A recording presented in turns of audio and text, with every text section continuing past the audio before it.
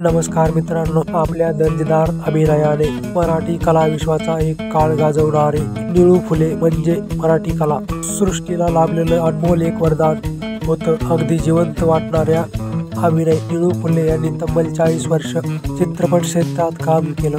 कॅन्सरमुळे निळू फुले यांचे 2009 मध्ये निधन झालं. आज आपण निळू फुले यांच्या मुलीविषयी जाणून घेणार आहोत.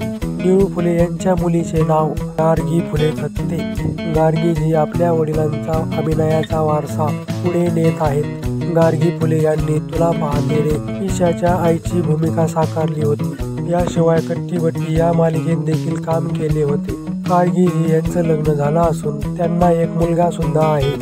तर तुम्हाला या बाप लेकीची जोडी कशी वाटली हे कमेंट करून नक्की सांगा. आणि चॅनलला सबस्क्राईब केलं नसेल तर चॅनलला सबस्क्राईब नक्की करा. धन्यवाद.